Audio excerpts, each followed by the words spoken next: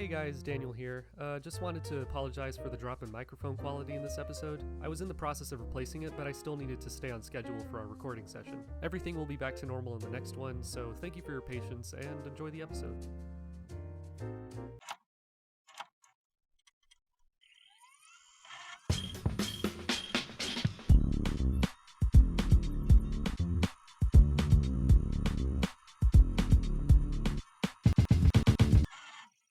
Hello everyone, welcome to the Disc-ussions, where we talk about movies, music, and everything in between. I'm your host, Adrian, aka Move Mantis, joined once again by my lovely co-hosts. Hey, I'm Daniel, aka Rated DG13. You can find me on Instagram and YouTube. And I'm just Hunter. And today, we're going to be talking about Blade Runner. Let's get into it. I guess we'll just start out with, the first one. Blade Runner is a 1982 science fiction film directed by Ridley Scott and written by Hampton Fincher and David Peoples, starring Harrison Ford as Deckard. He's a Blade Runner, hired to catch what they call replicants. This is what year was it? Because I know it's a year we've already passed. 2019. 2019, Yep. That's what it was. In this year of 2019, they can replicate humans like exactly, but they don't live very long, and they're mostly used for like slave labor. And during this time, they're like colonizing planets, and that's what they're mainly used for, is all the kind of hard labor that goes into colonizing a whole planet. I thought this movie was like excellent when I first watched it, and I think it has a lot to do with kind of what we were talking about last time about directors and vision, and how you need a director with a vision, and you can definitely tell that Ridley Scott had a vision in this. You could see all the little details all in the like the art, the designs of like the cities, and the designs of like the ship that goes over him in the beginning, where it's just advertising off-planet life. You can see all those little design quirks that he has that show up in like his other movies like Alien and stuff. Definitely reminds me of like the xenomorphs and specifically the xenomorph ship that they go into in the first Alien movie. I see a lot of those little designs in all the buildings and stuff. I think that's really what kind of elevates this movie above like a lot of other science fiction movies. It's like not completely different, but again, it has a vision. It has like a kind of look to it, and I enjoy that very much. I'm just a big kind of cyberpunk sci-fi guy. I really like that stuff. And I also thought just the whole concept of the like replicants and how they're not only integrated into society but kind of abused by humans. I feel like that was very not only well written but very realistic. I feel like, yeah, of course, like if we had them in where we are, we totally like use them for like slaves or use them for like butlers or something like that. Like, of course we would. I mean that like, yeah, we're already doing it with AI. Oh Just, yeah, like, basically. making, like, random stuff with it. And that's what was scary about it. A lot of the stuff in that movie is kind of reflective of what we're dealing with right now with like AI and people using it for like scripts and like replicating people's voices. And I mean, I've been obsessed with that freaking AI Plankton song for like the last like 2 weeks. And I mean, that's completely AI. And I was surprised to find out that it wasn't like a cover. It was a song that he made for the AI Plankton voice. And basically making a whole song, and it's pretty popular too. It's got 1 million views on YouTube, got a bunch of downloads on Spotify. And it's completely fabricated. It's like not completely AI generated, but like all the music is like AI generated. And I think that's reflective of kind of what happens in this movie. How a lot of them are treated again like slaves. They're just used to do just work. And I think that's kind of the main thing of this movie, opposed to the sequel, like kind of how we view humanity and how we view intelligence and kind of our own definitions of it. but these kind of replicant people like kind of see it totally differently, and their definition is not exactly the same as like ours. Yeah, in terms of like relating to AI, there is quite a difference in terms of how we exploit these things because AI, like, there's no real. It's artificial intelligence in the sense that it just like it pulls knowledge from like every corner of the internet, and like there's no like real like physical kind of labor in it. But in this case, there is an interesting kind of way that they did implement the replicants into society because they are like physical labor and they're meant to be as human, as close to human as possible. And yeah, it makes sense that like because they would be able to, you know, feel pain and like, obviously not just want to do that one thing for their like entire short lifespan, uh, there would be like more of an incentive for them to, revolt as opposed to like AI right now, which is Mm-hmm. it's still close to just like being a tool. And I think Mm-hmm. the AI comparisons are much more relevant in 2049 because of how they do like they completely the next generation of the replicants were specifically made to like not have like an emotional response in any way Mm-hmm. and just yeah just do their job and just like move on with you know their lives and uh yeah and this one I really enjoyed the idea of uh just like that goal that the villain has and he just wants to you know live like just a little bit just long enough to like be considered like a normal person after escaping from Mm-hmm. uh, his awful life and yeah I love the entire like antagonist team like all four of the replicants. I guess the least interesting one would be the snake girl because like Yeah. she does have a lot of personality and they all do but like she's probably the one that has like kind of the least development Mm-hmm. and that's okay because like she's like the second one to die I think I really like the I believe first so. guy Yeah. too who's doing the Voight Kampf test in the very beginning Mm-hmm. I think yeah his just like paranoia and like the way he comes off like answering all the questions and I love how there's just like how it's left unexplained how the Voight Kampf test works and like how Yeah. And the that's actually baseline test something too. I wanted to bring up, like the kind of understandings of that test. Like, I've seen that movie I think twice now, and I still kind of don't understand completely, or barely any at all, like how kind of the test works, how they like determine this stuff. I think Yeah, maybe it possibly comes from some type of emotional connections, like you said. They're supposed to be not really without emotion, um, but without kind of I think what they say, like memories. That's what I was looking for. Memories. Like they don't have their own memories. I'm pretty sure it has something to do with that. I think, like how yeah, that's why he talks about like, oh, what would you do, or do you remember your mother, or like this and that. And even like the later scene when after he visits like the big CEO guy, and Rachel comes to his house, just like no, no, look, like here's a picture of me with my mother, basically trying to prove herself. I love how I can understand what it is without like, Mm-hmm. having a full in-depth knowledge about it. And like, if Mm-hmm. you want to find it, you can like find it elsewhere. But yeah, I love how there's just enough information in the movie to like kind of be like, okay, I do like kind of understand how he is asking him these questions and like the way the first replicant is responding he's like he can't really grasp the concept of like kind of a hypothetical and Yeah. that's It's like, what do that's you mean? you're able to Yeah, like because he kept asking, like, well, what do you mean? he's Like, like yeah there's no turtle what are you talking about or whatever yeah. Yeah, and I yeah think he's that, he's very watchable. yeah, and I think you're right. A lot of other sci-fi's, and I agree. I watch a lot of anime, so I agree. Like, kind of over-explain. Like, we need to kind of tell you because we don't have like a clever way of just showing you.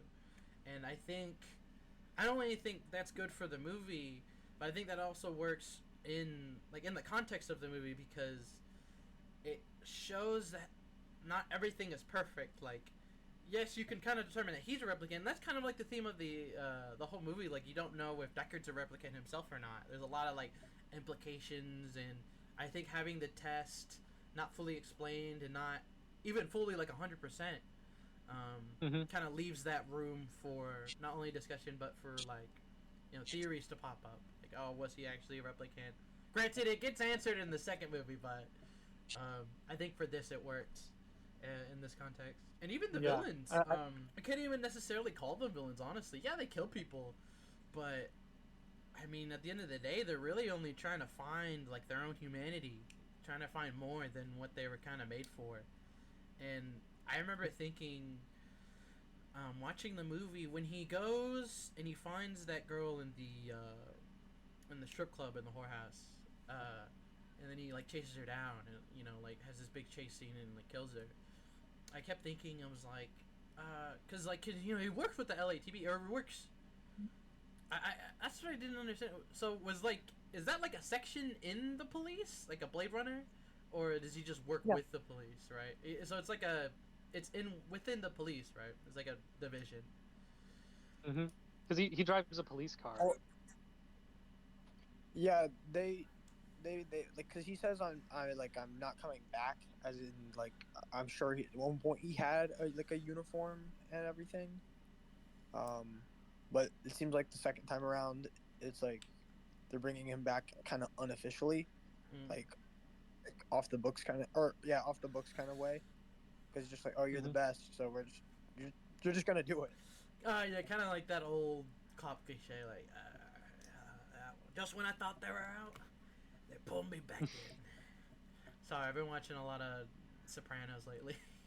Oh yeah, but I thought it was interesting because I just kept thinking, I'm like, oh, he's not gonna just arrest her or something. But then I remembered it's just like, oh, they don't arrest them. They're just strictly like killers.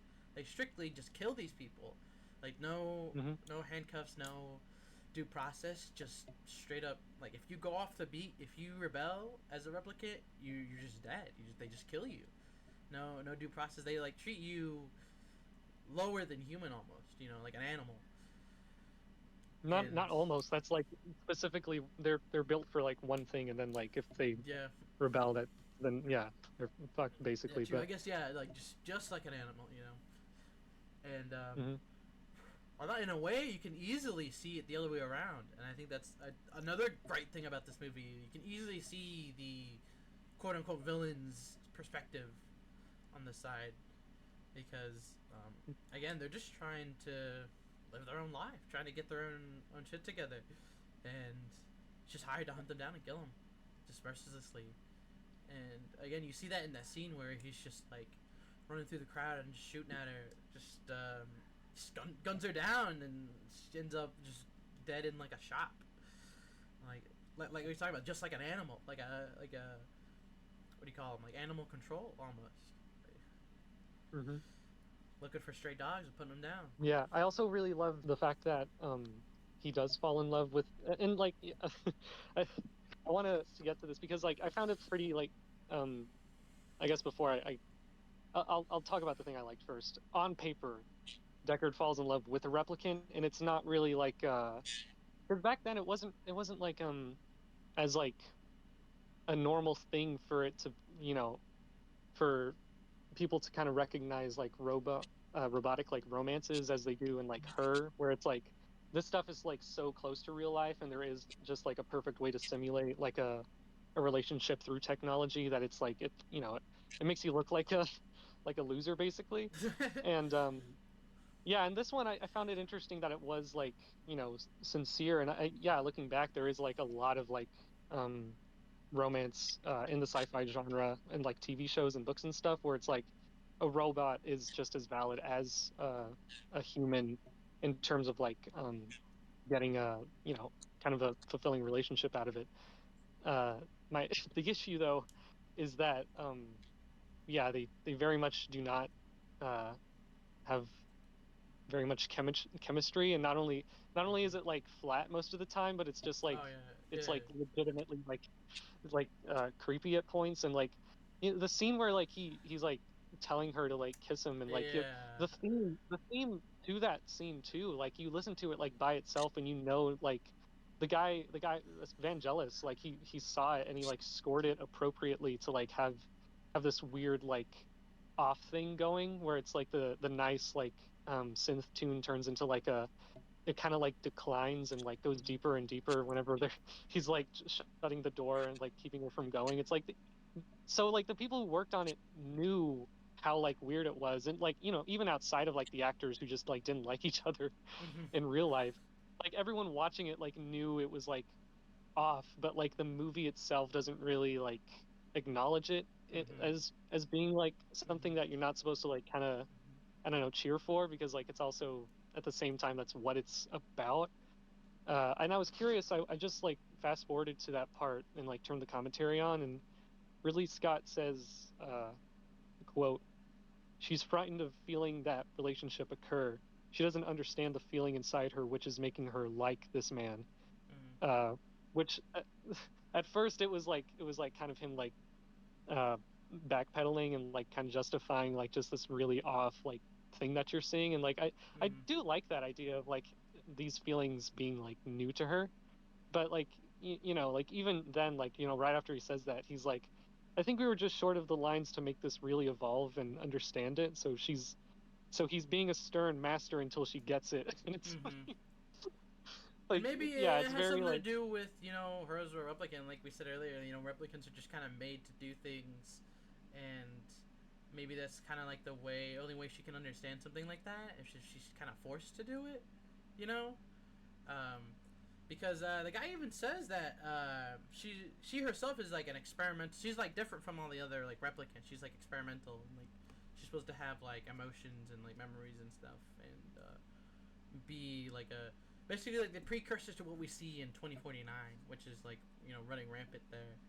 And that's kind of the only thing I can really think of is something like that. And like I do agree with you, that scene is kind of creepy. And I think me and Hunter were talking about that beforehand, before we recorded. That yeah, that scene is a little maybe could have written it a little differently, because it does come off very rapey. Not gonna lie. Yeah, he she tries to leave and then he slams the door, and then like shoves her against the wall. And I guess like that was kind of more romantic, maybe in that time period where the man was like, "No, I'm gonna show you I love you." But like, yeah, it does seem like a little forced.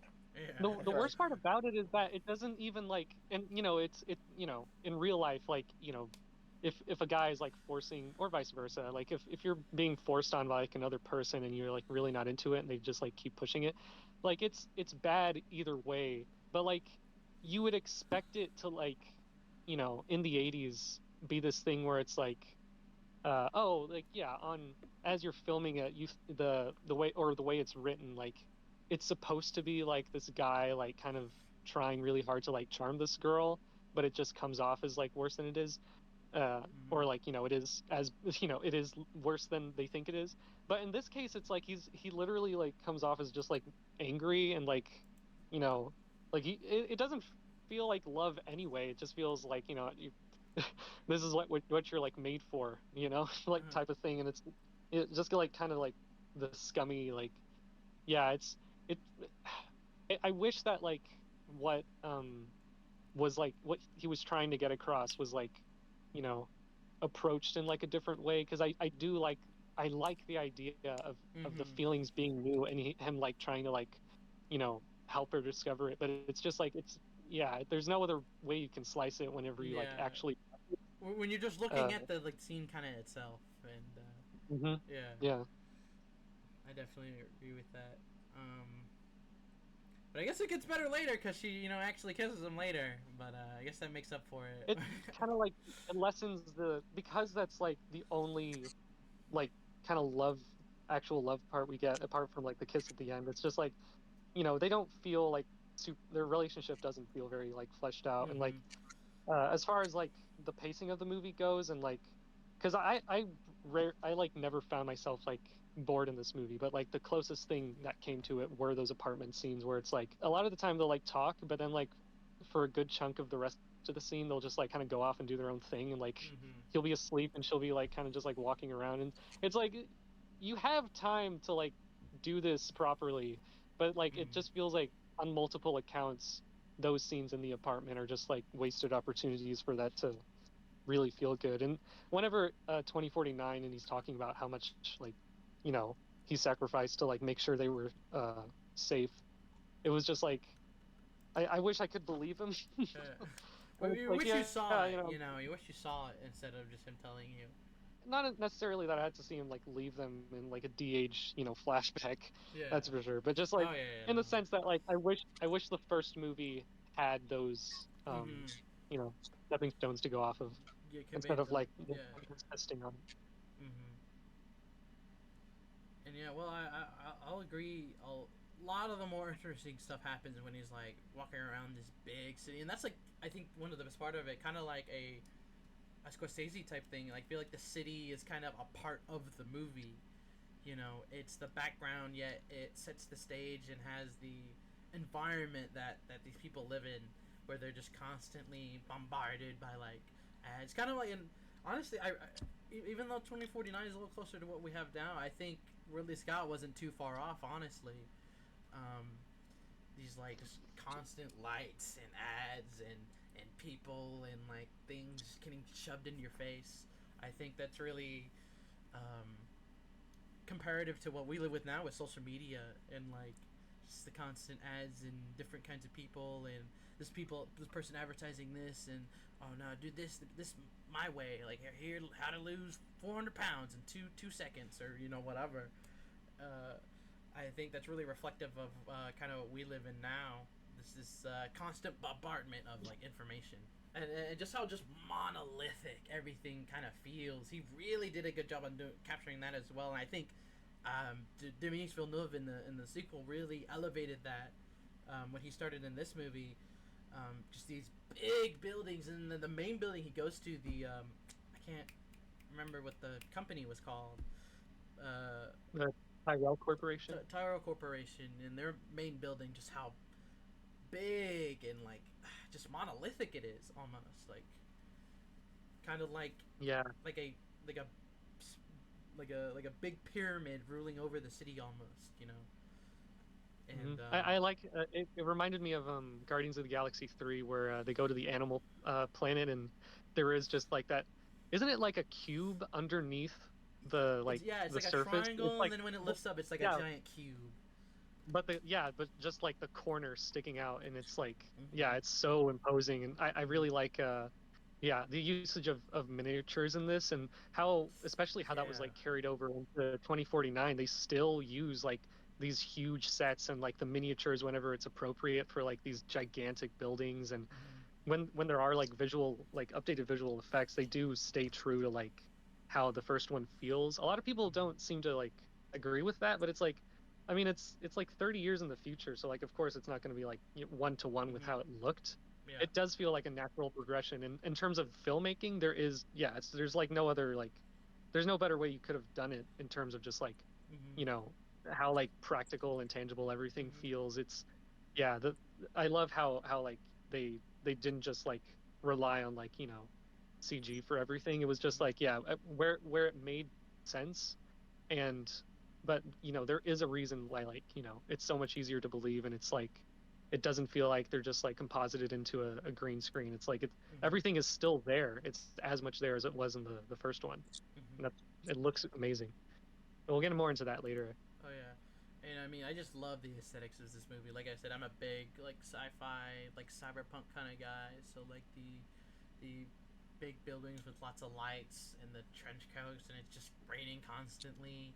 I feel like that all like really kind of almost noir like, but I feel like the sequel is more like a noir than this one is. This feels mainly kind of like sci-fi action because it's not really finding out a mystery; he's hunting people down, which again this is his job, but I think that still helps the movie and goes well with the aesthetic that they're trying to set. And just like I said, yeah, just like that sprawlingness and just like the compact like filledness of the city. I think really what helps this movie. Um, and I think a lot of people don't do that often enough. Really think of like their settings and because I think that also has like I mentioned before, Martin Scorsese is big famous for this. You know, the kind of New York feel of a like a big city, and like what kind it's like to like navigate and live there. You know, I think that's a big part of this movie. Yeah. You were saying like how you didn't feel like the first one was as like noir, like mystery. Mm-hmm. I kind of feel like it's like it is in a way in like I guess the themes. Like it's like yeah, he's not like like searching for fingerprints and doing all of these detective like things, but it's almost like instead of searching for like physical evidence, it's like he's basically in between, kind of deciding like whether or not these people are like deserve to be killed, and like kind of how he feels about it. Um, it just seems like it's more he's investigating that than the actual like killing the replicants. Mm-hmm. There is a lot of I would disagree. I think there is a decent amount of like investigating. There's obviously the famous scene where the computer where he's like 45 to like 46 or whatever, and it like Oh yeah, zooms that was in and pretty cool. like Mm-hmm. yeah, he's slowly like looking into the reflection. I love how like Yeah. it feel it doesn't he put in like the photograph physically?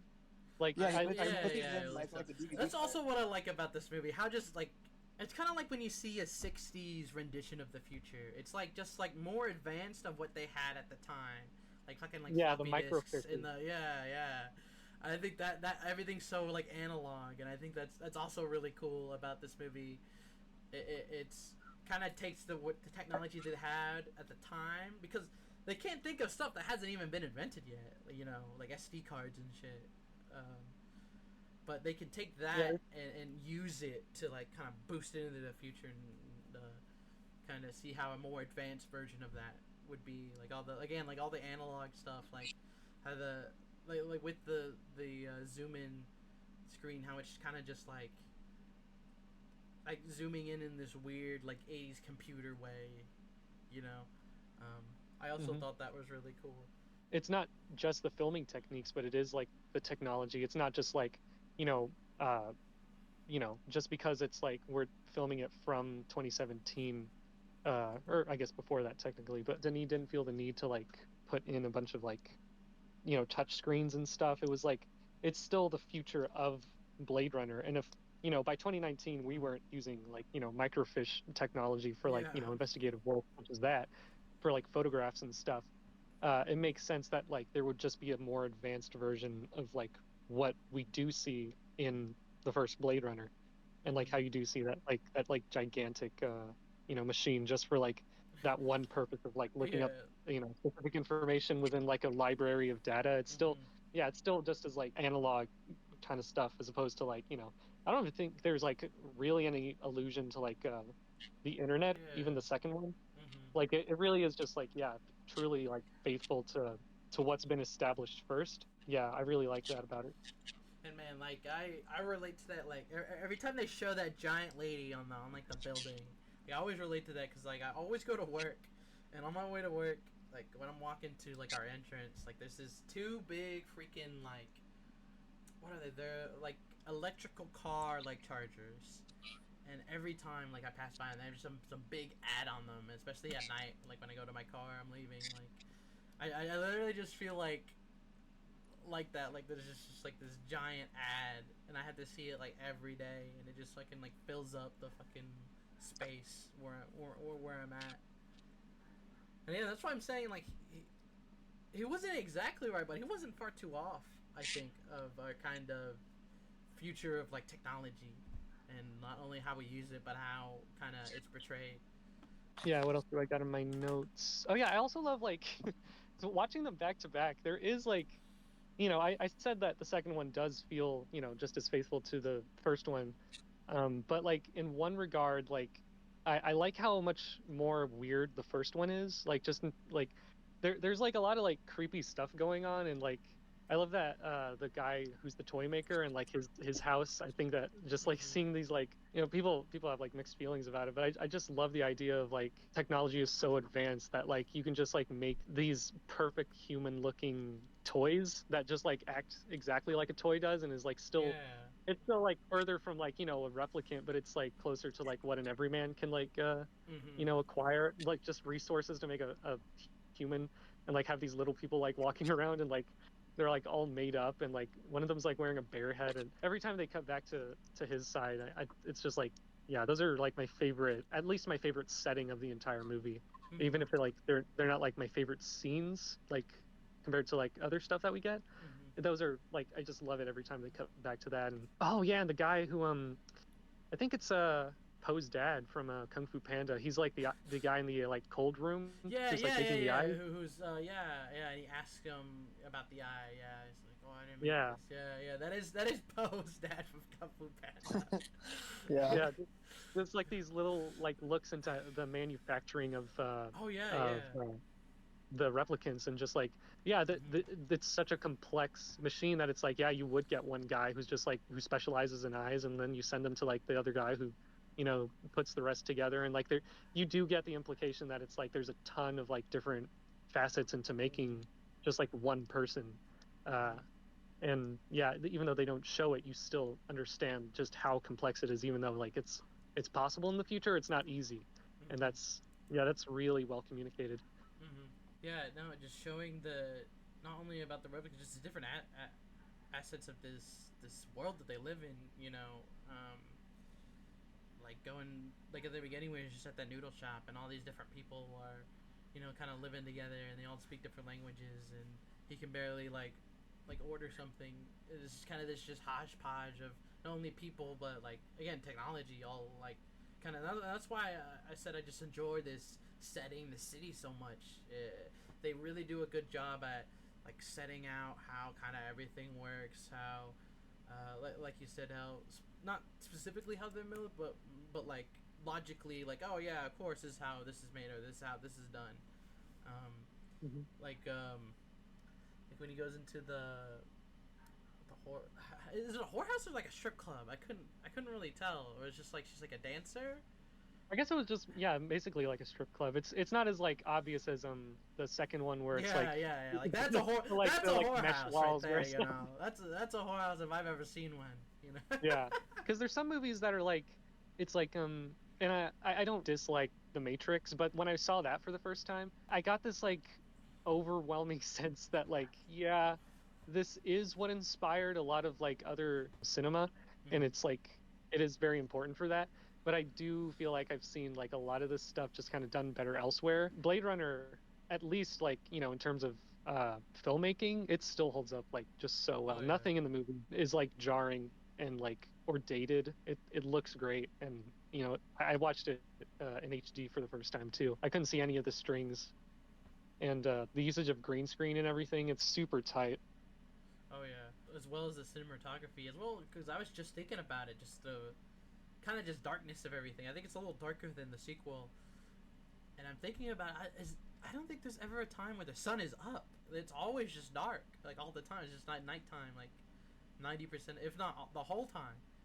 Like, I can't think of a moment where like the sun was out or like it was bright, and that really again helps with the setting, the doom, the gloom, and like the themes of like the movie, kind of this again oppression and self, and how we kind of are basically dictating these replicants' lives, whether we think they have lives or not, or we think they're just technology.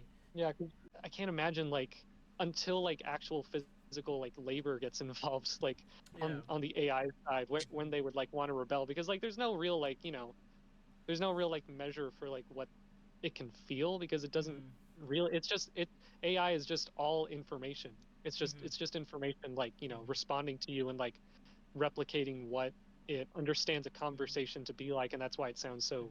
It's becoming more and more natural, and that's what the 2049 is about too. Like at what point, I'm pretty confident in like by the second one that like replicants do have enough agency to deserve their own lives, but like then Joy gets introduced, and it's like, okay, she has a lot more human responses than Kay, for example, who's like built to not have much of a emotional response to anything at all.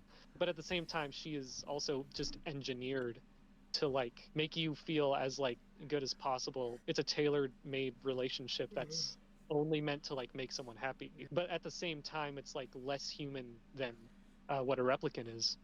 Yeah, uh, yeah, somehow, and like I think that specifically this movie is a lot about like our kind of determination of what is human, or what can we determine as a life for living, or like human, and what are the different like facets of that, you know, memories, is it making memories, is it having them, is it wanting things, and I think this film does just like an excellent job on exploring that. And I think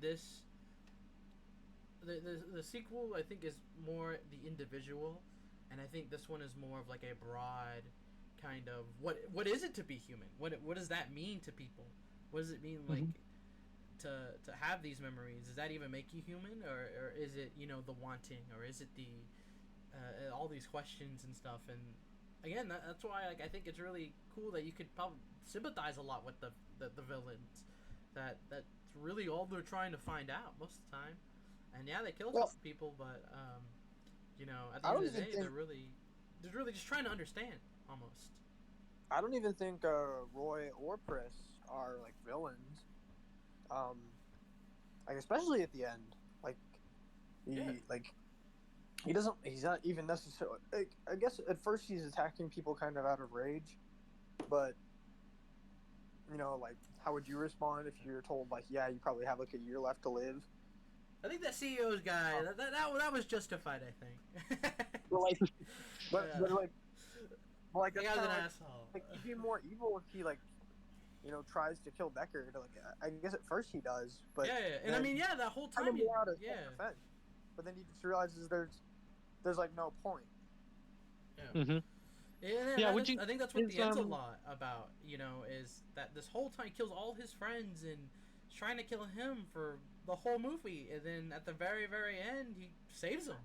And I remember thinking, I'm like, oh, why do you do that? Like, and it's kind of, it was hard to wrap my head around, but then I realized it's just like like kind of like you said, it's not really evil. He didn't even really want to kill him, and I think that goes with what he kind of says at the end, you know. Well, yeah, I think he kind of like clung to his own life because like he enjoyed being like a free person, but like he kind of sees that like Deckard is also valid in having his own life, like life is precious kind of thing, which is crazy that a machine could recognize that. Yeah, I also like the idea of she has implanted Rachel has implanted memories, and how at first Deckard is talking about like like, oh, none of that stuff happened, it was all just like based off of another person, uh which initially is like, okay, but it's not just about like, is the experience of something happening, like the authentic like living through it, does that make you human, but also like, is it the idea that you can form new memories and like have new experiences and learn from them and like you know grow preferences anyway, Mm-hmm. like it isn't that there is like a separation between just like having implanted memories but still being able to form new ones and like becoming your own person because of a type of experience that you had. uh yeah, and what uh Rutger Hauer, he talks about just like the fact that he did all those things and like very clearly helped humanity progress to the point where it was. The fact that all of that is going to be forgotten, and he's that's Mm-hmm. just how it is for like everyone anyway. Mm-hmm. Yeah, and If you can at least just, like live your life in a way that impacts people's everyone else's like in a positive way, that's the main thing that separates like a machine that does just one job compared to like a human. It's like this, the recognition of you know making a conscious choice to make someone else's life better, even if like you lose something. And mm-hmm. he realizes that there's no point like just like killing Deckard because he's angry. And it's just like, this is the last thing I'm going to do, I might as well just like make it count for Yeah. someone else. And That I was think that's actually very reflective okay. at the end. You know, him being reflective on his own memories, kind of that. I love that line. You know, he's just like, I've seen things you can never imagine, yet you'll never know, and that again, that yeah, like you said, that concept of like having all these memories and having all these things experienced, but not being able to. It's not being able to convey them. It's that some people will never see them, and yet those are the people telling him that he's just like not human. It's just, he's an animal, you know. And Mhm. I was gonna say, uh, as depressing as both of these movies were, um, I actually like that was probably the most positive thing I got out of these movies. We ended up becoming so advanced that we created life forms that appreciate life more than we actually do. Yeah. Like literally, especially with the that line that I forgot his name, but he's like the police chief, and he's just like, if you're not a cop, you're little people. And I was just like, he puts other people's lives below his own. Like, it, it not like that. That's not even what he thinks of replicants. Like, if that's what he thinks of just people, like that he just views already other humans as beneath him. Like, it just shows like how shallow like everybody seems in this universe. Hmm. And it doesn't seem like it's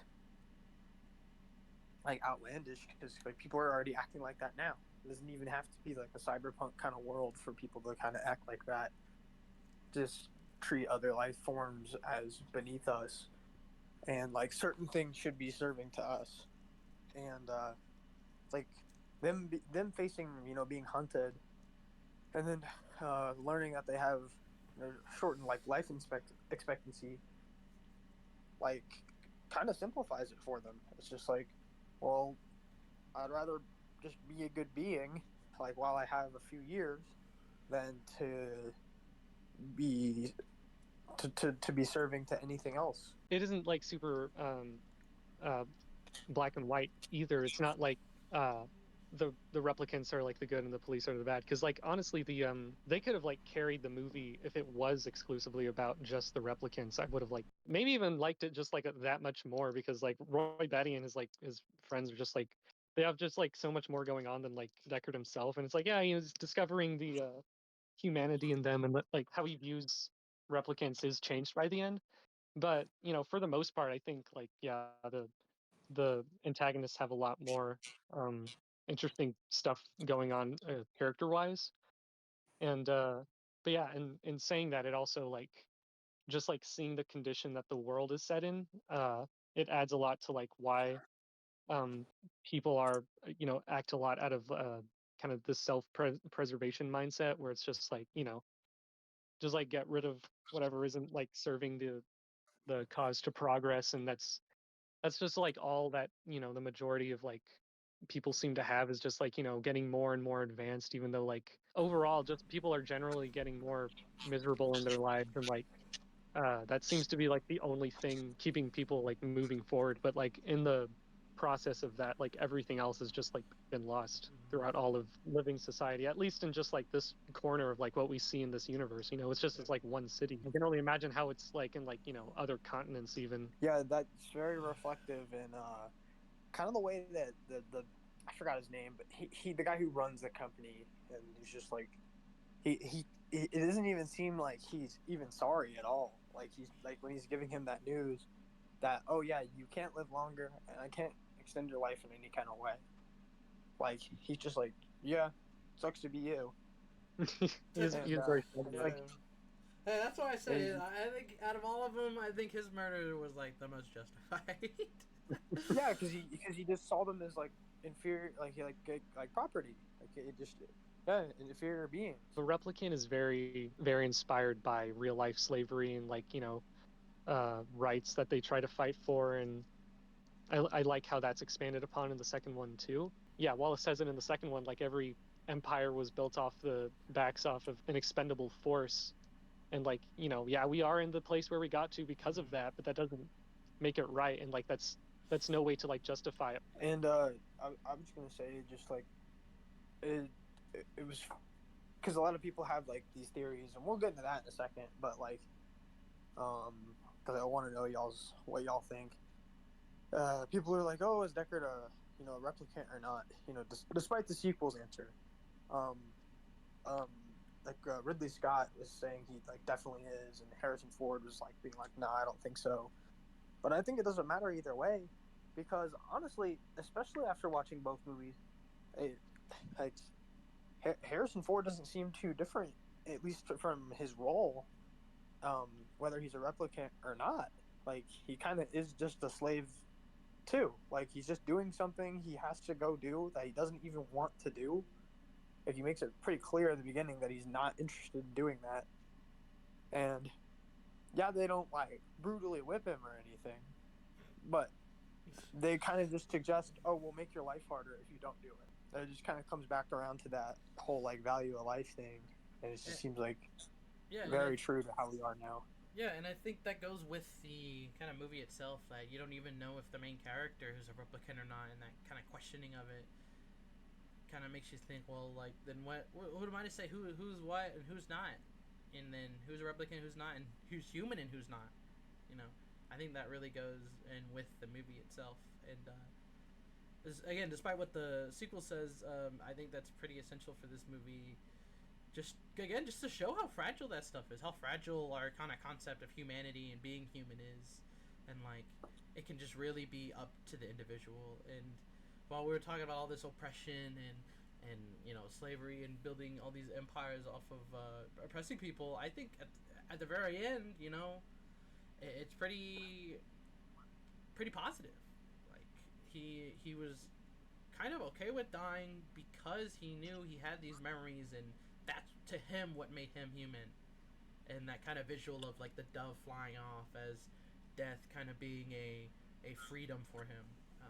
I think that was pretty. And then just the last action, again, the last action of saving Deckard, even though he killed all his friends and shot him, showing that in a way that even though he is technically not viewed as human, he's more human than he is or anybody else is.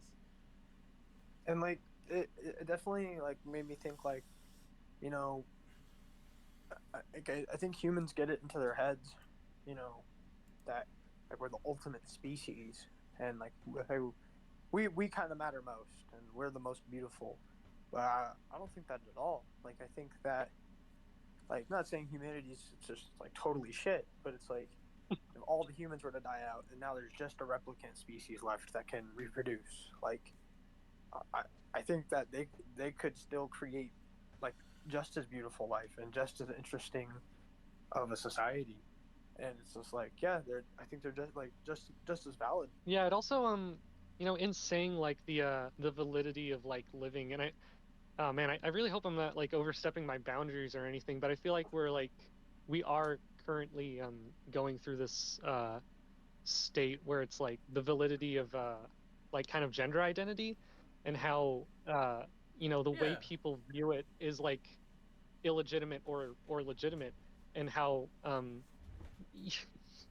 it's like, yeah, there is like the huge conversation about like it's how they feel, but is there also like a nuance to that? People also like get up in arms about you know, just what it means to live as a trans person, for example, and how, you know, if you're a trans person, like the worst people will say like you only do these like, you know, specific like negative things, but like at the same time it's like they're still like people, and like a lot of people gloss over that because of like a title they have, or like a certain way of like living that doesn't like gel with like what the majorities was for like the longest time. Now that we are like entering a time where it's becoming more normalized, people are like having a hard time stomaching like that, you know, being counted as normal.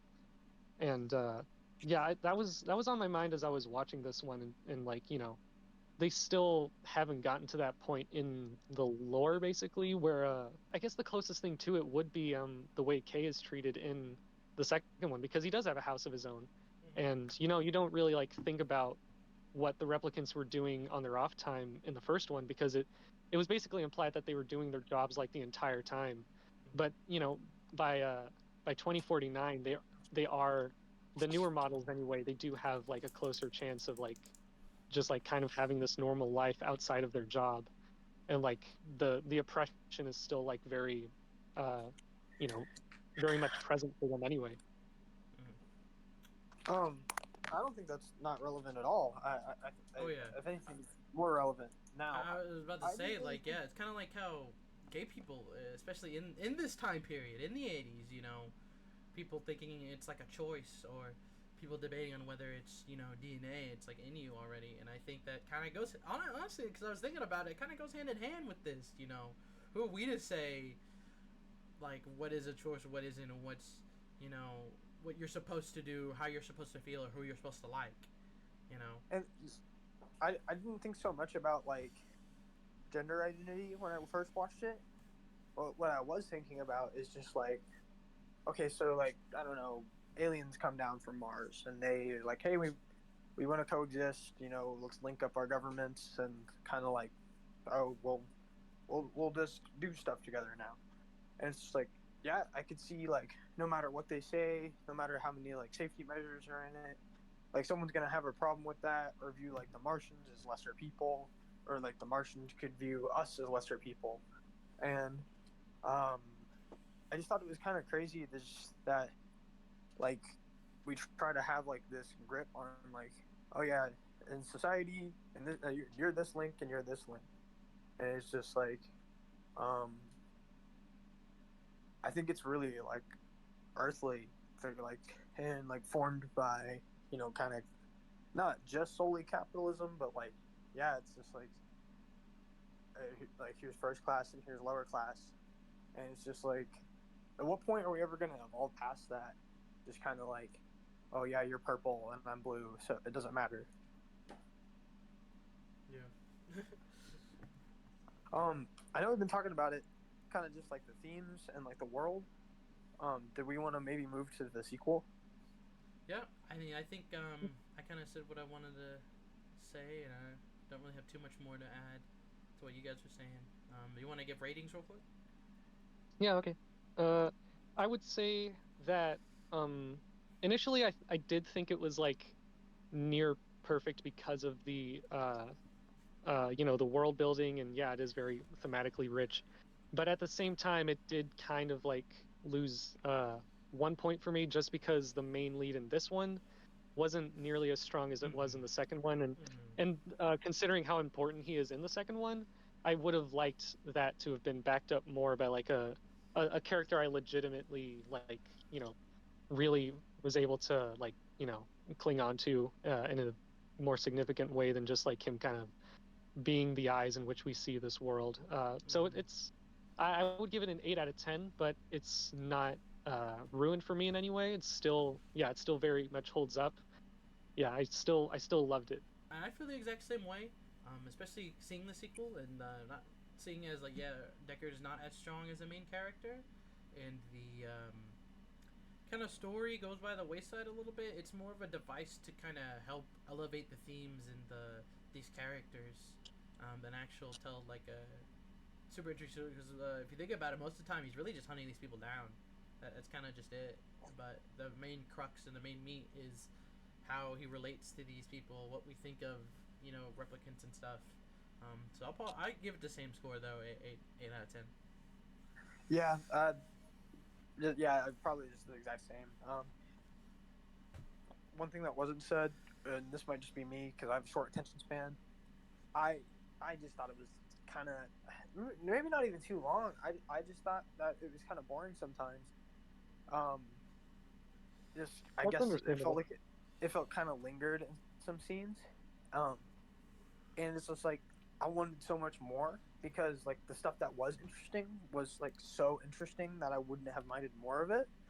And I almost kind of think that like having like a primary character might have kind of dragged it down.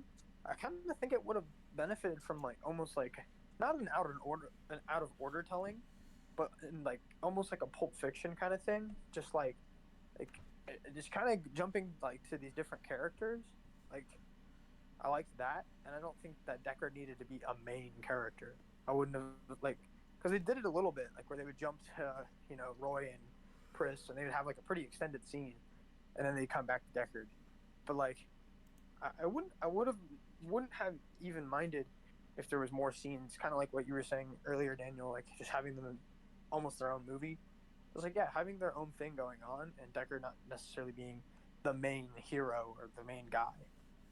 Yeah, because he does come off as like he could the movie could be rewritten in a way where he is the antagonist because he does have just enough motivation to be an antagonist and like this threat that's like approaching the the main forecast of characters and gets the ball rolling maybe with like that first murder and like you can imagine like the other replicants like running around and it wouldn't be as much of a problem in terms of like how developed Deckard is because that is exactly the amount that you would need for an antagonist. But because he's the main character, he did need a bit more going on. So yeah, 8 out of 10. 8 out of 10. Yeah, 8 out of 10 for the first one. And how about the second one? Yeah, the second one. Yeah, if we want to move on to Blade Runner 2049, starring my boy Ryan Gosling. Opposite Ken. Yeah, yeah. Basically, I also thought of that because I kept seeing it on Twitter as well. And when I watched the movie, that's what I just could not because it was just K and he was Ken in the Barbie movie, and it's just so fucking like such a funny convenience.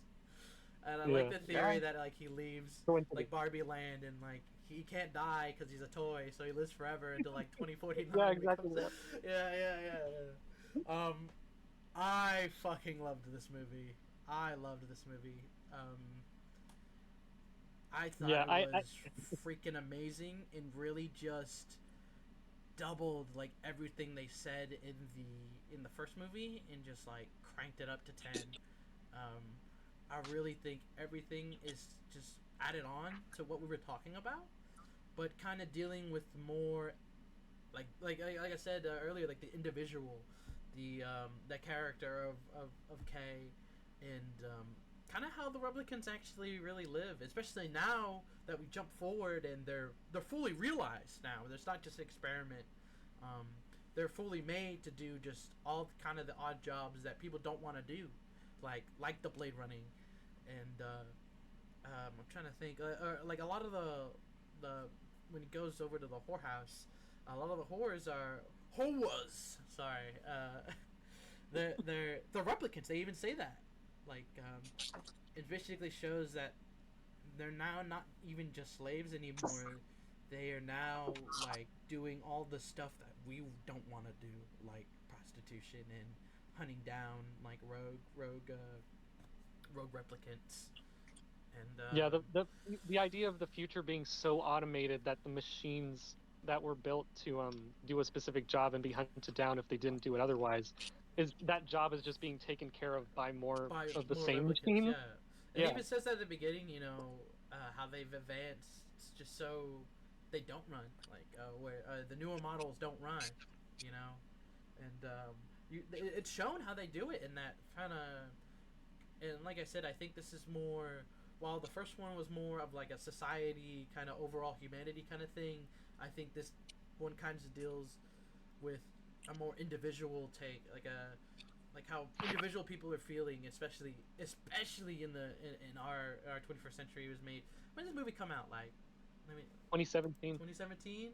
Yeah, like a lot more recent kind of like take on it, and how people feel and how people kind of just like numb to everything, and you really see that. I think he does an amazing job on showing his loneliness, because I feel like every scene, every place, even when he goes to like his apartment where there's supposed to be a bunch of people, he's alone. He's like by himself, almost no matter where he is, and it's just him, and it's kind of dealing with that on top of not really having a personality, not really having a memory, not really having like a life. And I think that's reflective on how a lot of people, especially specifically older young men feel, nowadays. And I think that's why kind of, and we talked about this before, how it's kind of like the literally me movie, or a lot of young guys can relate to that. And it's funny, but it's also a little sad, that a lot of men nowadays are feeling that way, this isolation and this absence of a sense of self. And I think that's really what he struggles with, and I think it just does that so well.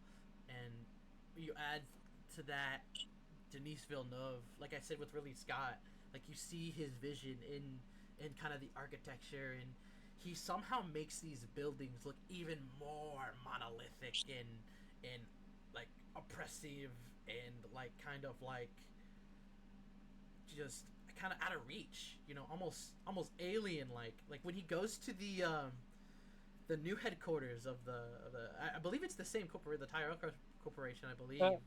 With, it's bought out by Jared Leto, who plays Jared Neander Leto. Wallace.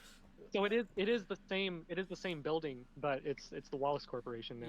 Yeah, and just how much more just imposing he makes that shit look, and again how like when he's flying in, just how alien it almost looks, Mm-hmm. and that really can like throw you off. And like I said, I think it just added to the world, and he just kind of improved on what had Ridley Scott had started. And I think Denis Villeneuve was a really good choice for this movie. Yeah, and it is ironic how like in this movie how explicitly Officer K is created to not emotionally react to all the like horrible stuff he has to do, and how he does have just like all the replicants have more humanity than the humans in like basically every sense.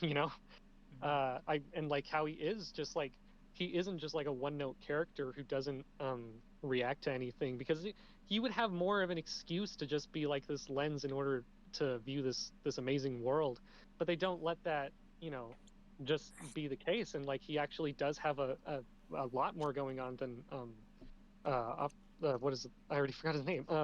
Deckard does in the first one. Yeah.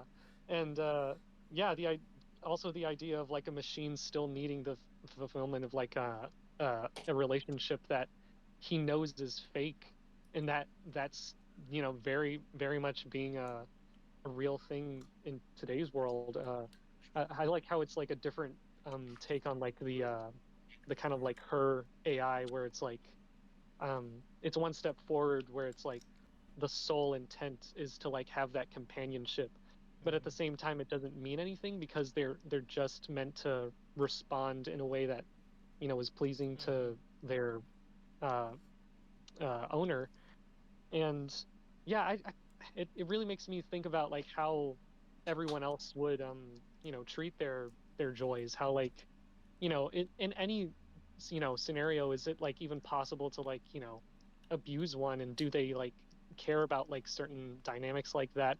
I really wanted to see like kind of like one other joy to like see how it helps. On my first viewing I saw her as an individual, and like when her thing gets crushed and like she disappears from the movie, I thought uh when Kay was reacting to that giant ad, I thought the point of it was supposed to be like kind of this like him being pushed into like the memory of his girlfriend motivating him to do the right thing. But in reality, on this watch, I was able to like much more clearly understand what that scene was, and it was like he realizes that he uh how she responds to everything else is how he was responding to that baseline test, and how that was both of their purposes, to just like have this one reaction in order to like do their job and like keep things going. But when he sees the giant ad and how she is just like saying the exact same thing that his girlfriend or his joy model was saying, and how it's all it's basically just like his girlfriend, like yeah, but how it's all just like it's all the same stuff, and it's like it was never really genuine. And like obviously Joy didn't really know that herself. It's just like what she was designed to do. And him realizing that like he has to fight for something that is real. He's realizing that like after Joy tells him that he was supposed to be the important like replicant child, and when he discovers that it's not him, he still decides to go and do the right thing anyway, even though he isn't important. It's kind of like it reminded me of the Lego movie, where he realizes that he's not important, but that's what that's what makes you as an individual important, because like it's not about being the biggest part of the puzzle, it's about just like doing the right thing because it's the right thing to do.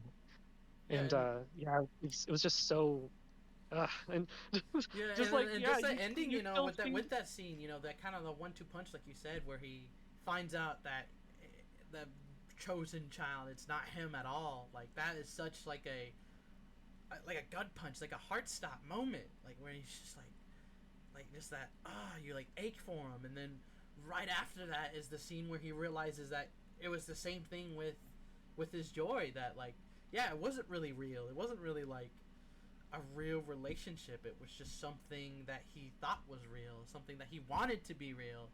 And while I do agree with kind of your take, my takeaway was kind of more of a nothing is going to be given to you, nothing is going to just happen to you. um, like this automated girl isn't just going to fall in love with you and be different and like be a different kind of joy. His joy wasn't a special kind of joy that like fell in love with just him, or that he wasn't like the chosen child to be like this kind of crusader for just like he doesn't even join the resistance like at the end. I don't think kind of really just kind of wanders off like. Yeah. And I think what I kind of got from that was that you're not no one's like Naruto, you know. You're not gonna be like the kid with the nine-tailed fox sealed inside of him. You're just another part of society, and it's up to you to choose what you want to do. And that's kind of what I kind of took away from it. That like, and I agree with you that at the end, and we kind of just skipped to the end, but how he kind of goes out of his way to save Deckard, not out of some chosen one obligation, not because his girlfriend really wants him to, but because he feels like that's the right thing to do. That's what he should be doing, and he chooses it for himself. And I think out of the whole movie, that might be one of the only times that he makes a choice for himself, I think, and not out of some sense of like, oh, destiny or because someone ordered him to. Just it was just him. He decided to do that all on his own, and kind of like what we were talking about in the original Blade Runner, like very especially this movie. It's a very depressing movie. It's really sad to see him kind of go through all this stuff, and then at the very end realize none of it meant anything. But it kind of gives hope at the end that even though it seems hopeless, you can still make your own choices. Yeah, it's not like the journey feels like it's in vain. It's just like, you know, it's he's allowing life to like move in the right direction through his, you know, his efforts. It's like this was about one thing, but now it's about something so much more, and you can't just like keep living as life was before just because that's the order of things. Like you can't just like ignore these like new truths that are coming out, because it's not just about like realizing that like, you know, for example, slavery was wrong. It's not just about like understanding that what we did in the past was wrong, but like when we do have these like new discoveries, like, and they just keep on coming and like, you know, changing everything, it's never gonna like stop. We're very far from like kind of living this like idealistic life, because new stuff is constantly like being uncovered and, you know, discovered and like changing everything like constantly. So the idea of like things like the people, you know, in power like thinking that things can stay the same, like what Robin Wright was trying to do in this movie, is just like just sweep it under the rug so that you know nothing, you know, causes a commotion. It's like people are still miserable anyway, so at the very least we can like, you know, make an attempt to like make this world that much more livable. I like how you mentioned like how the movies kind of make you feel like, you know, how gender is, and, you know, like sexual preference or race. One thing I was gonna point out was I know this wasn't intentional, but it's like very reflective now. It's just like the modern man or just modern person feels almost more like replicants now than ever. Like not really sure what they're doing, or like just kind of going along with what they're supposed to do, and it's like or just taking a side on like Twitter or like something like that is just so you can be a part of something. At the end, it's like all kind of artificial, and I feel like adults used to handle stuff a lot differently. Like if you think about like you were saying how Deckard is a little bit more boring. I do agree with that, but he kind of feels like almost like an older generation man. Like he's just like, oh yeah, I gotta go kill. Yeah. So I'll pour myself a glass of whiskey I and love get it killing. done. And he's just like, to him, it's just like, or just back then, it's like, it was a job, or like, Yeah. I'm sure slavers and stuff like that tried to justify what they did. And they were just like, oh, this is what I was taught, and this is what I thought. Like I know I did. Like some people probably evolved and learned that they did wrong, but like they didn't really seem too like emotional about it. But I think even then, like I think Deckard is definitely like lacking in like not just companionship, but also like personality. Like he doesn't even really know how to identify himself. And I don't think that's ever gone away. I think just people have finally taken the time to recognize it more. People are kind of waking up and kind of understanding that they're without an identity, more or less, and or they can't really pinpoint exactly what their joy is, and the whole I cannot say that word. Implication. Implementation. Implantation of implication? joy Implantation. Okay. Okay, yes. into the plot felt very much like recognizing that a lot of people in society are joyless, or if they have a joy, it is artificial, Mm-hmm. and it's just kind of given to them for like behind a paywall, but there's nothing really special or unique about it, and now people are craving kind of that change, and it felt like the sequel was kind of, I know it wasn't purposed to be that, like to represent all of what I'm saying. It's still more relevant now than ever, and it's just like no matter how advanced we get, like I don't think things will ever change for the better until people kind of wake up and understand there's positivity in change, and Mm-hmm. and people need to be a little bit more embracing to the changes around them, and changing themselves to appreciate others. The second movie, I definitely feels a little bit more happy with its message, and Mm-hmm. not so much of a sense of doom. And like, Yeah. I'm probably gonna definitely voice that a lot because I always care very much about kind of a happier ending for humanity. I do think it's achievable and possible, and I think this is what 2049 kind of showed me. It's just like even in a world that screwed up, it was still doable. Mm-hmm. And I don't know if you noticed a lot throughout the movie. I feel like this movie uses color a lot more. I don't even want to say better because the first one tried, but this one just kind of uses it in a way to portray almost kind of how he's feeling at the time or wherever he's at. Like when he goes to the headquarters, the whatever the new corporation's called.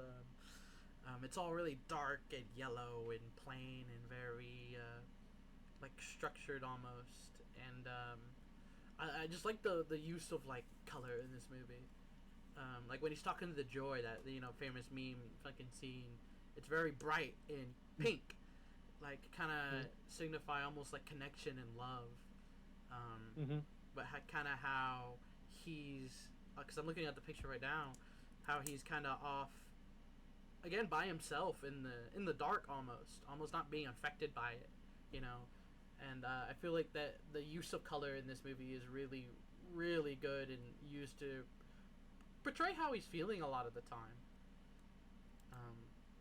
Like when he goes to see Deckard and he goes to this crazy like orange like world, like it's almost kind of like he can't really see anything. It's almost like he's kind of going into the unknown, going into something he's not very sure of, or he doesn't really understand too much because he doesn't know if he's even there, and he can't even confirm for himself if he's really the chosen child, or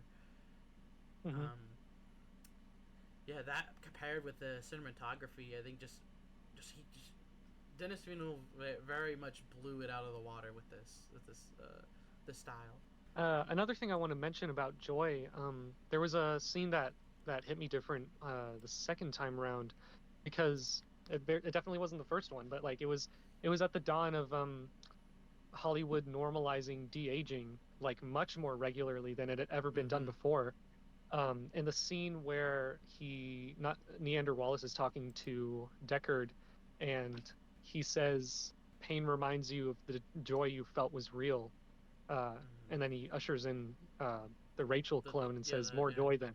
Yeah, the choice of words is like very intentional because he invented joy, the AI girlfriend, and how he's trying to, coerce him into like doing what he says by like manufacturing his joy, which was Rachel, which, again, I wish it hit, a little bit better because of the first one, but Denis, made it to the best of his ability, and it was still you got the sense of like, yes, like she was very important to him, and I'm sure right after they escaped at the very end of the first one, then I'm sure it all worked out because he seemed to like remember her fondly.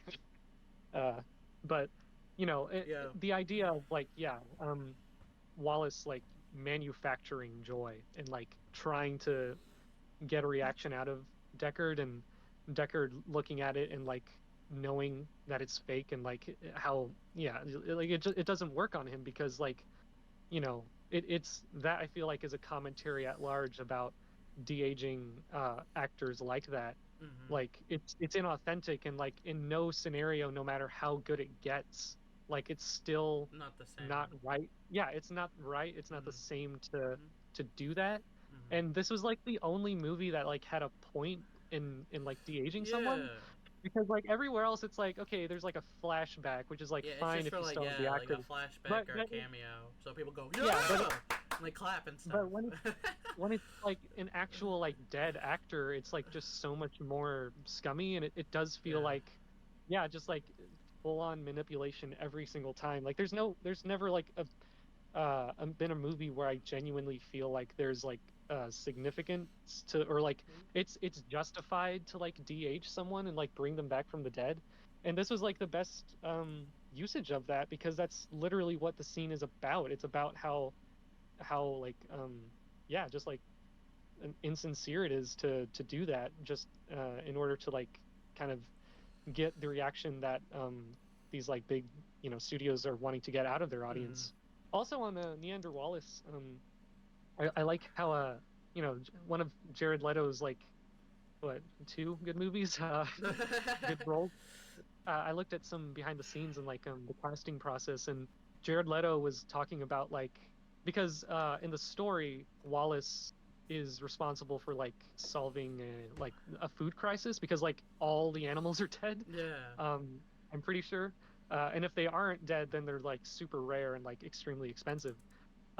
He solves the food crisis by creating like these artificial grubs, and Jared Leto in the behind the scenes was like, I don't really see him as like a full-on bad guy. I think he's justified for like being as thinking he's as godlike as he is, because he like literally saved humanity. I mean, you literally watch him create life in that. It's a very beautiful sequence, I think, where he's making that replica, and she like is basically birthed out of this like bag, and this kind of holy, almost like you said, kind of godlike feeling of creating something, of literally making something out of nothing, literally having something birthed out of kind of the ether, and just the importance he gives that scene. I think kind of like Jared Leto said, I think he's kind of is justified in thinking that way. But then right after that, Denis was like, so I wanted to cast someone who thought very highly of himself. That's funny. He was like, then Denis, like, he literally says like, so who better to choose than like a former rock star? Right. And I just found that very always funny. Forget that about Jared Leto. I always forget that about him, that he was in a freaking band. But I found that very funny, and a very sensible choice. I mean, you said I mean, this is one of his good roles outside of like Morbius. I don't. Ironically, I think he's the most unimportant character in the movie, and that's kind of like my only problem with the movie. I feel like they kind of make him out to be this big guy, the big CEO guy who literally creates life. Especially again, that scene is just so well done. You feel the sense of like importance Yet I feel like he really doesn't do all that much at all. Like I feel like he's more a device to kind of get the plot going. Like, oh, I want this girl, or I want to find out how to reproduce these people like naturally. So I want someone to find the child of like Rachel and Deckard. And that kind of was what kicked off. Was a big part of the movie, and that kind of my only problem with it is him specifically. That I feel like he should have, for how important they made him feel, he probably should have been in a more important role. I feel like. Yeah, I guess I could see where you're coming from because he doesn't get any sort of comeuppance like Tyrell does in the first one, but you don't get the sense that it's like, oh no, but he also got away, and like what is he gonna do after this? There isn't like kind of like this kind of conclusion to his character and like like a sense of like you know him getting away or him getting his comeuppance. So yeah, he does fall to the wayside, and like yeah, just is initially there to get the plot going. Yeah. What do you guys think of Love though? His I main thought replicant. she was cool, and I if anything, I'd see her as more as the antagonist out of everybody. Yeah, And yeah. it even Obviously. shows that like maybe that was part of it, that like even in this world the heroes and the villains are both replicants. That this big bad guy that's built up to be this god figure doesn't even do shit himself. He just has her do it. Has her kind of do everything, and he does the important shit. And I thought she was really cool, and I think she kind of reflects the other side of like kind of what Kay is feeling. And it's even funnier when they're fighting, and she fucking stabs him like in the side, and like tears his like part of his the back out. That she says, "Oh, I'm better," because she is more complacent of her job and more kind of into her job almost. Yeah, yeah. And I feel like that is like the total opposite of kind of what he's feeling, and how he kind of is questioning himself. She like questions nothing, and is just completely committed to what she's been assigned to do. Mm-hmm. And like I said, I think that really is she is more the villain than he is, because she really does complement Kay on kind of the other side of the coin, And actually, I did want to say, because I was thinking about this when you were talking about the kind of CGI de-aging, and how it actually kind of says something. And I think in turn that also goes with kind of the movie, how you can't replicate things, and like you only really give one chance with somebody to connect with somebody, and once you do, you can't really replicate it. And Yeah. I think that kind of goes in with the movie itself, and with Kay, because there's that scene in the beginning of the movie where he's talking to Joy, and she's telling him like, "Oh, I'm in love with you. I love you," and he just tries to tell her like, "Oh, you don't have to say that. Like, you don't have to tell me that," because he's trying to get something genuine out of it. And I think that is what is so good about that scene, is that it's kind of a double works for the movie, and also speaks on kind of the technology that they're using as well. And yeah, that was really well done. And you can, like I said, you can see him trying to get that genuineness out of her. A lot of the time in the movie, like him saying that you don't have to say that, him trying to make her comfortable, or like when he invites the prostitute, I forgot her name, the prostitute over, so that, they can actually connect. Tries to tell her that you are enough for me, like that is enough, you don't have to be anymore. And you just see him so desperate, not only with that, but just with everything else, because he reflects a lot on what I forget his name, the character's name. I'm just gonna call him Batista. What Batista says to him, that you don't feel this way because you haven't seen a miracle, and how he just kind of reflects on that, and how kind of a miracle can be construed as like a larger, a big feeling, basically. Like he hasn't felt something or seen something bigger than himself, or something more than what he knows. And you can see him just try to grasp at that the whole movie. And like we were saying before, it's really disheartening near the end when he gets that kind of 1-2 punch that he's not chosen, that he's not special, and what he felt for this AI was just artificial, anyways. But I think it's also hopeful in the way that he gets past that. You know, he works that out in that he is not gonna get it from anywhere else, so he kind of just has to make it. You got to make it yourself. The budget of this movie is like, it's like under 100 million, which is like the norm for like Marvel movies, and yet they like get, again, like I was saying last time, they give it like time to like cook, and it was like, it's not, it proved that like money is not the most important thing when it comes to like making the biggest, like, most beautiful and immersible movie. It's like, no matter how money you throw at something, you have to like actually get artists that care about what they're making, and also like give them time to finish what they're making, because like it's a amazing just like how Marvel will like throw like twice the amount of this movie's budget at like all their movies on a regular basis, and like none of them have like ever like reached like being to the level of believability, just purely like effects wise, as this has. And like, yeah, just like the, it's because like it's not just about like complacency and just like, oh, get it out as soon as possible. It also has to do with like just the techniques, and like how they have the mindset of just like, well, just just let the computers do all the work. Like, it's gotten to the point where you can look at behind the scenes of like the new Spider-Man, for example, and there's like there's like that college office or whatever, and it's just like a complete green screen, and like like little stuff to even like down to their clothes, they can just like erase something that they were wearing that was like completely different to like the costume they wind up wearing in the end. It's just like they can do anything they want, but it adds this like this awful, like disgusting looking sheen of like artificiality to it.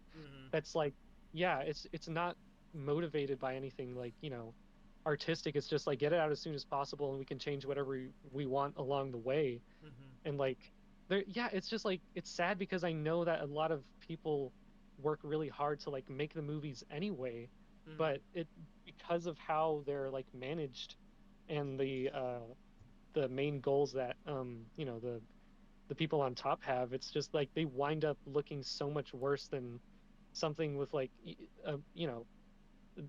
this budget isn't necessarily like an independent like low thing, but it's just like the way the amount they were able to accomplish on a fraction of what, maybe fractions overstating it, but like just a significant, like a significantly like smaller amount than like how much Disney is spending on a regular basis. It's just like so like eye-opening, and just telling about where everyone's like priorities are when it comes to making a movie.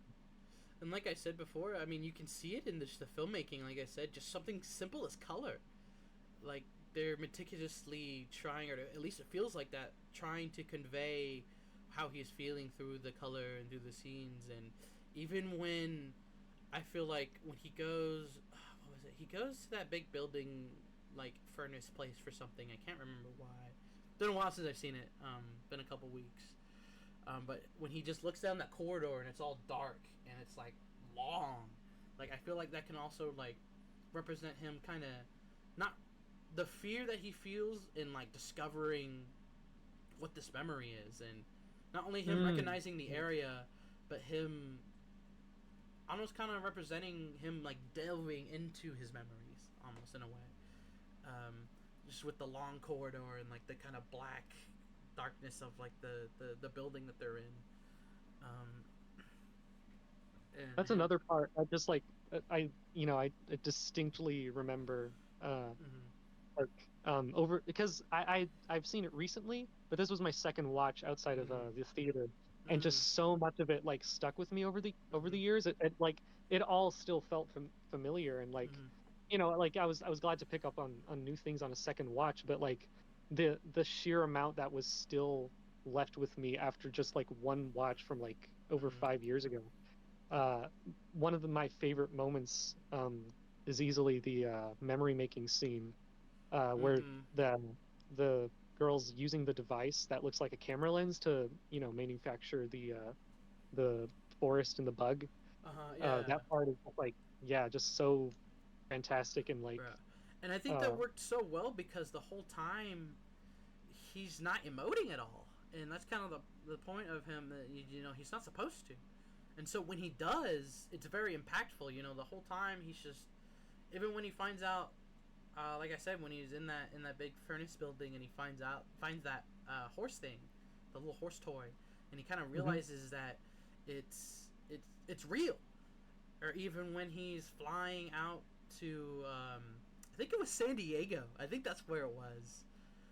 Where all the trash is, and they're like breaking down the buildings and stuff.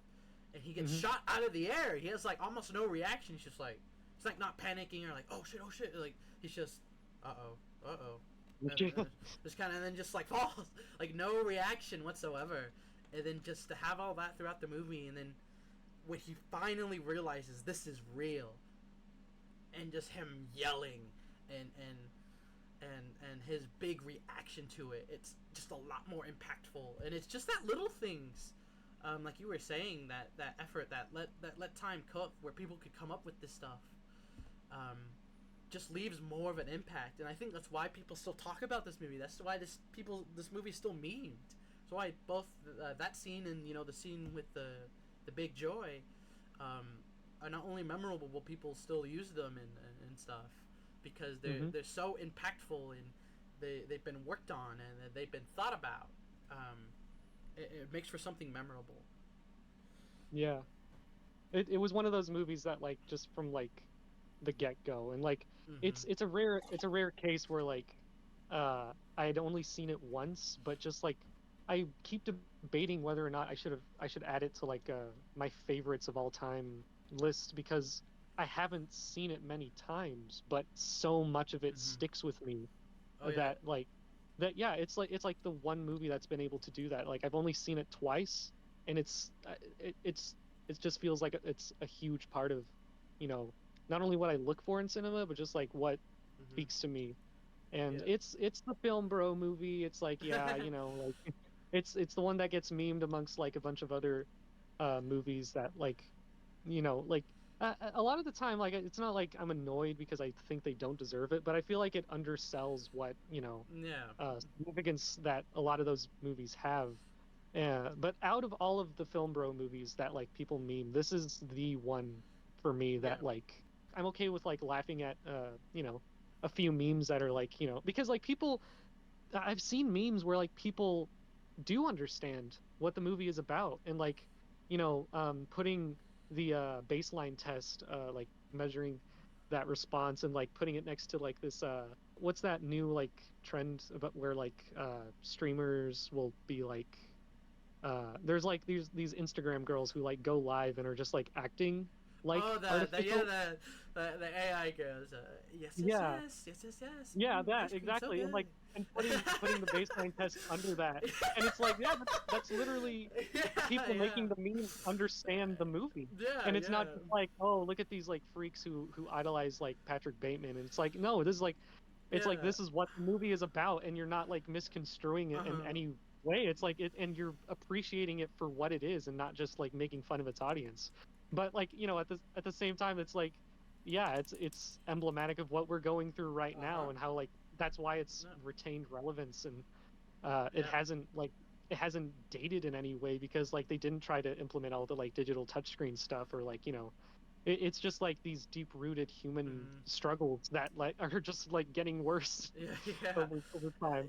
And I just that's what's helped it endure through all the memes and stuff. And yeah, one thing I was gonna say is you guys pretty much encapsulated like all of it, all the same things I feel about it. One thing I really liked that I noticed, especially after us talking about it, is you said like the big joy. I realized like I like how much larger she is than him, and like it basically makes it feel like real, like that's just artificial joy. And, like it's not like, and it's so much bigger than him already. So like trying to pursue real joy, it is like so much more giant, and I kind of liked that, like a little subtle thing I noticed, and I don't know if more people felt that way or not, but I definitely did. Just, like especially just her name being so on the nose. Yeah, right. It's just like it's like people really still currently really don't know how to be happy, and this movie does a really good job at showing us a potential future of ours, or at least something similar. Okay, here's the big question: are you gonna buy your joy? Yes, 100%. Yes. Immediately. We all know the I'm like sorry. the like. I've seen this movie already. I have not learned my lesson. No, like, as soon as that's real, it's like, yeah, we're all gonna jump on it. Definitely. Like, I have not learned my lesson. Like, I would totally do this. That's why, like, I feel bad, and we talked about this like before I saw the movie for the first time. You know, that's kind of all I see. Like literally me, kind of. This is how I am movie, and I kind of blow it off. You know, like this movie's gonna be probably, it looks pretty good, but you know I'm not gonna relate to it like these other losers. And then I'm just like, at the end I'm just like, what the fuck. Like, that is literally me.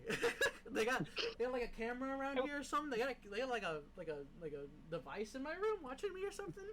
I wouldn't go as far as to say that it is like literally me, because like it did. That's why people get made fun of for the meme, because it's like, okay, it is tackling like this struggle that a lot of men go through, but like at the same time, you look at the character himself. It's like that's not how you act, and you know it. Like, it doesn't have to be literally you for you to like relate to this the struggle being portrayed. But like the when I like take into consideration like people I would consider to be like, for all exaggerative purposes, like literally me, they're all just like losers and like lame people who can't fight, and like just like whenever it gets like real and I feel like actually like, holy shit, this is like something that that I do on like a regular basis, I usually just feel bad that it's and like it's never like a cool person who like winds up like helping me like realize these things about myself. That's like, oh, I gotta like tone down that part of myself. And and for me, it's not like oh man, he's so cool, bro. That's literally me. I'm like fucking the guy from Drive, man. It's just more like I relate to his struggles of, and I think that's what it is for a lot of people. Again, it's just that struggle of wanting to make that just so wanting to make that real connection, just to feel something from somebody, like so bad. And again, ironically, even though he doesn't emote so much, you could just tell that's what he's doing. He just wants it so bad, and I think that again, that's just relatable to a lot of people. And even if you're not a guy looking for companionship, I think people can really relate to that feeling of wanting to connect with somebody genuinely. Yeah, but I'd still buy a Joy though. 100%. Yeah. I'm curious. I wonder how much like how many relationships would get like screwed up because of Joy. I mean, I don't know. Is that's probably like cheating? I guess. I don't know. But I don't know. I feel like that would definitely be cheating. It's kind of like it's kind of like the porn question, where it's like, if you're in a relationship and you still watch porn, like different people have different answers for like what that means for a relationship, because like it is something that I don't want to say should be getting from like the other person, because there are a lot of like factors that go into a relationship. That doesn't mean that you should immediately get sex. In some cases it is like harmless, and it's just like like it means nothing to people who are like being reasonable about it, and like it's not the same as like actually like going out of your way to like find someone else in real life to like it does get bad whenever it's like you're spending money on like OnlyFans people, and it's like, okay, you're like this is like your livelihood like going into this, and it's like again, like it's through like a business that like is explicitly like fake, and it's not just like a quick fix like porn is. There's a lot of like stuff that goes into like the morality and like what it means for a relationship. I imagine like in the future, like you're not gonna like buy the majority of people buying joys wouldn't be people already in relationships. It's Yeah. very much to like Yeah. it's not as like accessible as like porn would be, but it is like just like what it does to your psyche in terms of like how you do react to people, which is a real ramification of consuming porn, is like how you view people, even if you're like, well, I'm not like a scumbag who thinks little of women, but at the same time it does impact how you interact and like what your like the back of your mind, like what your expectations are, like what kind of a man you have to be in order to like be attractive. It's it's a lot of the same stuff with joy, even if you're not like quote unquote cheating on someone that you're already in a relationship with. And it's funny that you bring up the OnlyFans, because kind of in a way that kind of is like a joy almost. Yeah, you're definitely. paying for like a service, and these women or men, there are some men who have OnlyFans, believe it or not. I've seen them. They're making. I don't know, dude. I'll admit to being a degenerate on record. I don't care at this point. I'm not judging. I just want to. But yeah, you're paying for a service to like almost get these kind of specialized sexual or whatever videos to yourself, and kind of having it make you feel like you're special almost in a way. And it's funny that you bring that up, because that's definitely relatable to what happens in the movie. I mean, think about even before that. I mean, OnlyFans is definitely like more suited for it, but like even television had a grip on some people. Like that's why there would be those people like in basements, like with dolls with celebrities' faces on them that are like obsessed with them. Like I always forget that guy. I just know he sent like a bomb to. The Bjork Starker. Bjork. Yeah, the Bjork Starker. Yeah. And it's just like, this like artificial created happiness really does have a grip on people. Yeah. Already, and it has for some time. Yeah, the moral of the story: go outside, touch grass, talk to people. Yeah. You want to give ratings now? I think to wrap it up, give ratings, and Daniel will give us a good recommendation.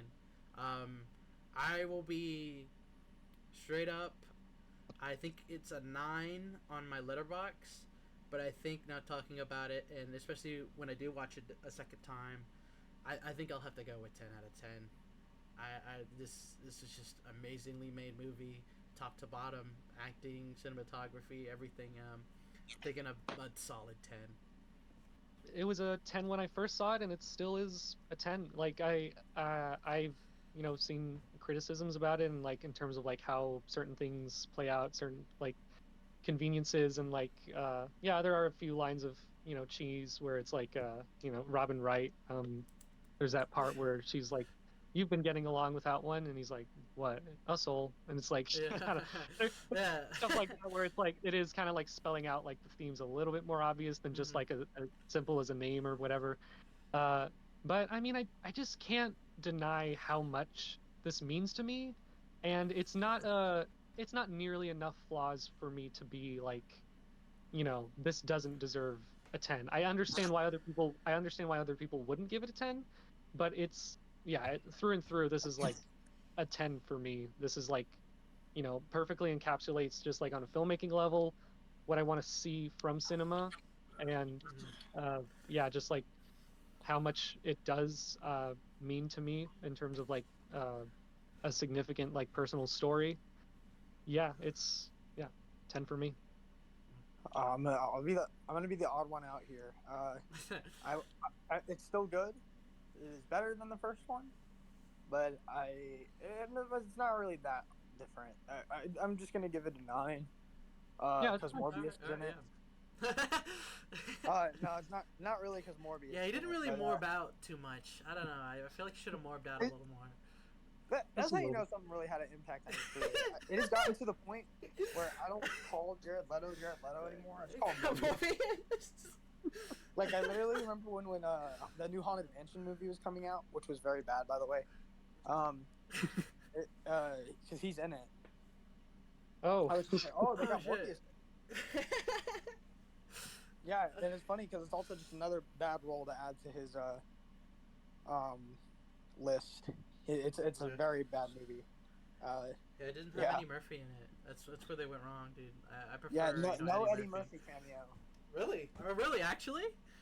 Yeah, I not even actually like would a have. reference. Damn, I There's not actually would even a have. reference to the old one or anything. Damn, I would have actually expected that, honestly.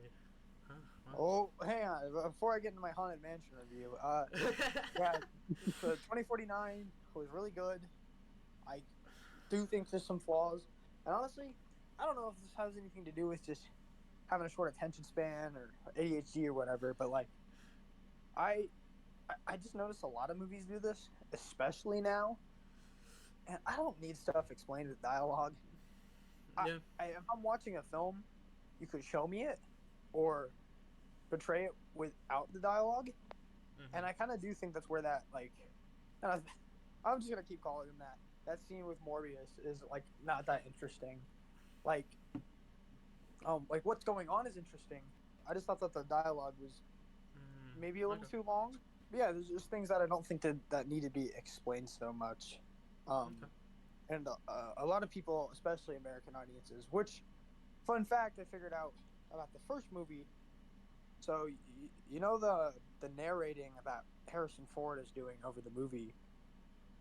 They didn't want that to be in the movie at all. Yeah, no. Well, I didn't Wait, watch the no, version wait. with Yeah, that, which for? I but actually didn't mention that. Yeah, which because there's actually different versions of the original Blade Runner. yeah, I Um, saw the final cut. yeah, I also saw the final cut. Did you watch the one? No, no, you watched the one I gave you. So right, or did you watch something else? I watched the one you gave me. Oh, okay. Um, Yeah. but the one you gave me, he does the narration, and like it's fine. But I, I get what people's points were, especially Ridley Scott, saying like Yeah. No, it I just think. wasn't needed, Yeah. and um, just like yeah, you can just feed people like an interesting enough thing, like with almost no dialogue in it, and I always forget what this movie's called, but the Daft Punk movie. Interstellar Mm, 555. Yeah. Yeah, yeah, like I guess that movie has words if you're counting the lyrics to the songs, but like that movie holds up on its own without any dialogue. Yeah. Um, and some people will be like, "Well, I wish they would explain more what's going on or the world of like the Daft Punk movie." And like, yeah, but like just enjoy it. I think you can enjoy it either way without the explanation. And I do think that Morbius, Jared Leto, or that's kind of his main function is just kind of the device to explain stuff and then like be like, okay, see you, Ryan Gosling. Uh, I don't even think he talks to Ryan Gosling, does he? I don't think. I don't think so. well, like yeah, like that's his main function. He doesn't really like come up later. And nothing really seems to like kind of affect him. He kind of just just like see ya. Yeah. Um, he's definitely the most uninteresting character, or Yeah. not even Definitely. uninteresting, just like more throwaway of a character Mm-hmm. that could have been something more. Yeah. Yeah, I Well, guess a I see. little What, bit Yeah. weird. Yeah, that's just me being cinema sins level kind of Yeah. critical. Yeah. Uh, I don't know if we have to edit out cinema sins, but Ding. No, they'll it just come reminded me after of us, that man, guy dude. They're gonna find us. They're gonna like because cinema that guy, sins our life. She's like everything I don't know, wrong with like Adrian's life. Like it's no, that just guy gonna be them literally like following me. it just like gets mad at like the way like the title was fonted on the DVD box. Like, by the end of the video, he has Yeah, like yeah. 200 pins. Yeah. Yeah, it's probably a 9 out of 10. And if I'm being like more like biased than objective, then probably like 10 out of 10. It's like really entertaining. Just that's what my objective and biased personal opinions. Okay. If you don't like this movie or understand it, it's probably because You're a you watched well-adjusted Fast person. X. You watched Fast X and liked it. Or that, yeah. All right, yeah. Yeah. Do you want to get into the recommendation? Where we're gonna do recommendations is probably mostly movies or music. And if we can work out beforehand, maybe like a show or something else to talk about, we will. But for the most part, I think it's mainly probably gonna be movies and music. And we're gonna let Daniel go with the first recommendation. What do you recommend, Daniel? All right, so because we had a lot to say about this movie, there is a South Korean movie directed by Lee Chang-dong, Burning 2018. 2018, yeah. So I haven't seen this movie in like 5 years. I've only seen it once, so definitely be very interesting to revisit it again, actually. So, yeah, that sounds good Yeah, to me. right. Good. I'm very excited to watch it again too. I saw it a couple years ago, so it's still a little bit more fresh in my mind. Mhm. But at the same time, it's one that I have very much felt a lot of, Mhm. the same things from Blade Runner 2049. But I'm not going to get into it right now. Yep. So yeah, if you want to be part of the discussion for the next episode, Yeah. watch it before it comes out, and you'll be able to just like be more engaged and hopefully Yeah. watch something new. Yeah. I like the idea of making my first one a foreign movie to Mhm. just kind of immediately just do something that wasn't Blade Runner's pretty popular, but Burning doesn't get too talked about. Oh yeah. Yeah. So yeah. Yeah. If you want to be part of the Disc-ussion, yeah, comes out every 2 weeks, bi-weekly, and we'll definitely announce it on our social medias and stuff like that. But I guess that's it from us. From me, and I'm sure from the other two. Have a good day. See ya. All right. Yeah. Have a nice goon session with Joy. Yeah.